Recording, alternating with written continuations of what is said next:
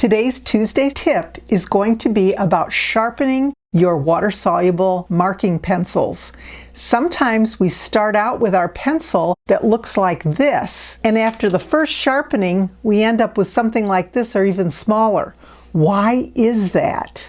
Oftentimes when we're quilting, we can get by with using just a regular pencil to mark our fabrics. But occasionally when we use dark fabrics or something that we need some contrast, we need to use one of these white pencils or gray pencils. They have a very soft lead, and I have found that when I start out with a nice long pencil, after the very first sharpening, look at, I've got a quarter of that pencil gone just trying to sharpen it. And why is that? It's because the lead keeps breaking while it's in the sharpener, and I can't get a nice point, which I need to mark my fabric. I need this. I couldn't figure out what was going on. I didn't know why it was happening. So I went online and I searched an artist website, and I found a tip there that I want to pass along to you. Since this is a colored pencil with a very soft lead in it, we want to sharpen that as carefully as we can. If you think about putting a pencil into a regular sharpener, whether it's a hand crank or an electric sharpener, basically we just put the pencil in and then the sharpener does the work. We don't move the pencil at all.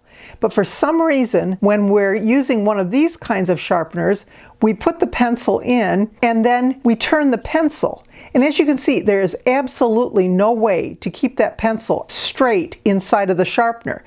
Every time we move it this way or that way, we break the lead. So here's how you avoid that. First of all, this is just a cheap pencil sharpener. I don't know where I got it. And what we want to do is we want to make sure that we do not move our pencil, or at least are very careful not to move it, but we do move the sharpener part, this part. One of the keys to letting us know whether or not we're doing a good job is when the shavings come out of here, and that's why I took the container off, we want to watch it. The shavings come out in a ribbon.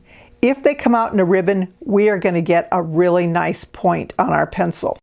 So the first thing I'm going to do is I'm going to put my pencil inside the sharpener, and my left hand is going to just hold it steady. I'm not going to turn it.